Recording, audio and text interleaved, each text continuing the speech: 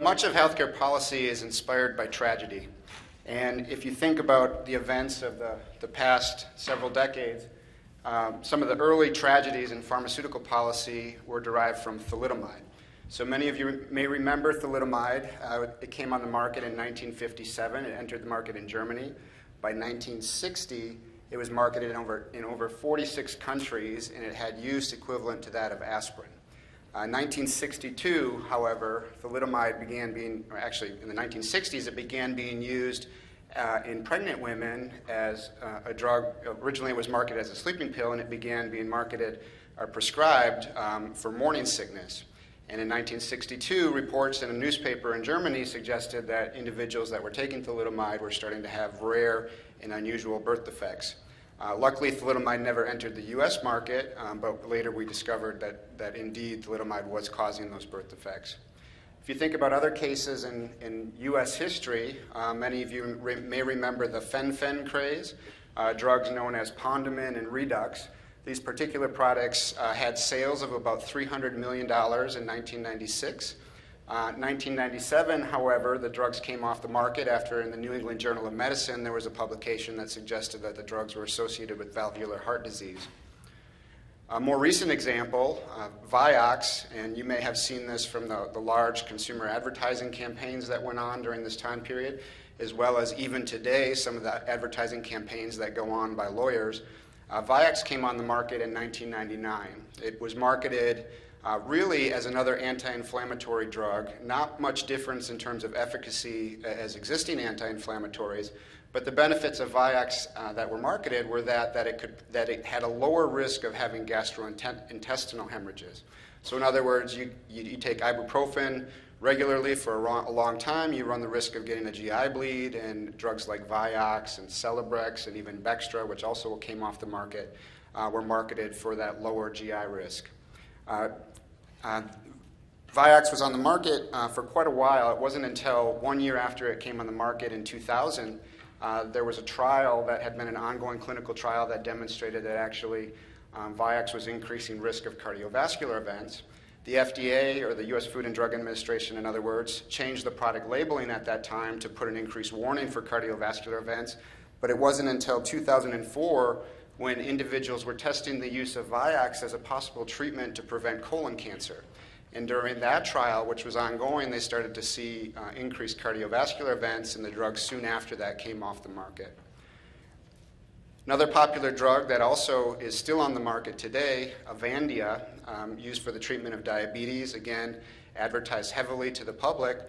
Avandia came on the market in 1999. About 2 years later, there was an ongoing trial that suggested that it too had an increased risk of cardiovascular events, but it remained on the market for a long period of time after that. And it wasn't until 2007 when there was a New England Journal of paper published by an aspiring politician, a physician, that did a meta-analysis of unpublished trial data and showed that actually Avandia too was causing risk of cardiovascular events. So my point here is that all medications come with risk. Drugs are inherently risky. There's no medicines that are without side effects, and the big challenge in drug safety is just making sure that we can balance the benefits of those drugs with the potential risks to patients. So how do we do that? Well, the U.S. is fortunate to have a very strong clinical trials program. Studies are done before the drug ever reaches the mark, or ever even enters in humans, the animal models, such as Dr. Bartal was speaking on. But then there's also clinical trials, phase 1, 2, and 3 clinical trials that are done before the drug ever comes to the market. So those are in humans, some with the disease, some without, some in as few as tens or hundreds of patients, and then if a good trial will have thousands of patients before it enters the market. And then there's what's called phase 4 trials, which is really the monitoring of efficacy and safety once a drug is already on the market. Those are often, so they're called phase 4 trials, but those could be either voluntary trials or they could be enforced if a particular risk was pinpointed early in the clinical research. So the big question then becomes, what about those events that are too rare to detect, those things that you just would never expect to happen? So those events, let's say if you test a drug in 1,000 people and the event occurs in 1 in 1,000 people, how do you detect that in a clinical trial? It's impossible. So in those cases, you have to be thinking more in terms of prospective monitoring. Either we could design smarter trials, or instead have better surveillance systems. So that's really what I'm here to talk about today, is how do we design better drug safety surveillance systems so that we can detect those rare things in the population sooner, and then we can take action, whether from restrictions in prescribing or through physician alerts or even through withdrawals in the market. How can we detect those things before the maximum number of people are exposed? So in the past, that's been very challenging to do. Collecting real-world observational data, just 20 years ago, you would have to go through many paper charts and mine through lots of data to be able to track things. But as we know, the world is changing very rapidly. We now have electronic medical record data that accumulates a mile a minute every day. On top of that, you have administrative claims data that comes in the form of payment for healthcare, but also represents instances of care, and you can make deductions from those data. So what we've been trying to do is trying to figure out how you can put many different types of data together to recognize problems before it's too late. So I talked a little bit about this guy, Vioxx. Like I said before, it was launched in 1999. The sales revenue at its peak reached $2.5 billion per year, and it was drawn from the market on September 30th, 2004, due to increased risk of heart attack and stroke. So we've been doing work with data sources like I was referring to, using electronic medical record data, merged with claims data, even merged with genetic data.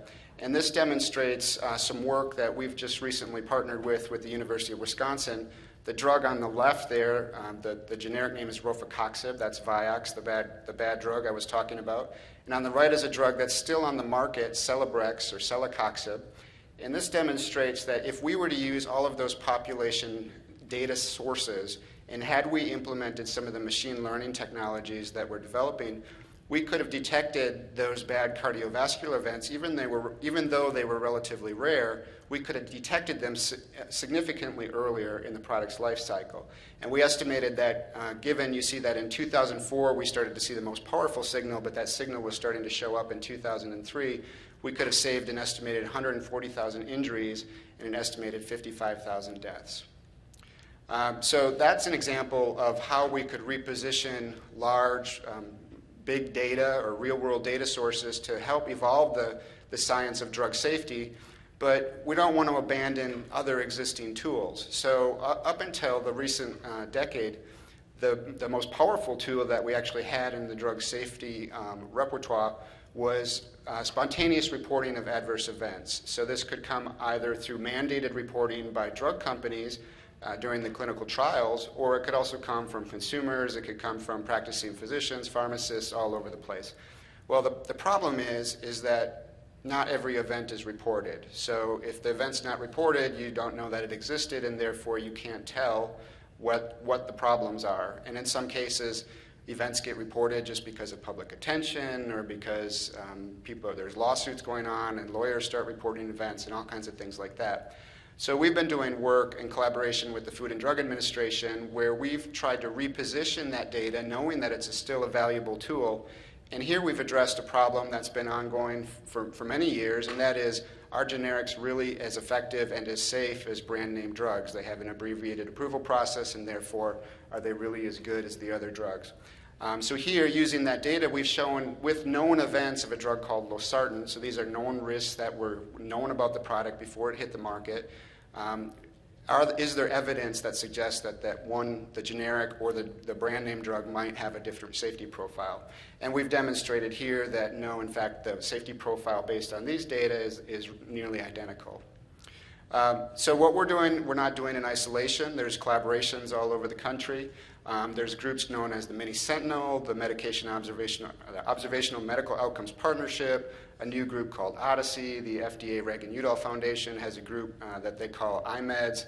And many of these groups are very collaborative. Here at Auburn, we've been doing work with all of them. So with that, I leave you with a note to say, be careful of the medicines you take. Thank you.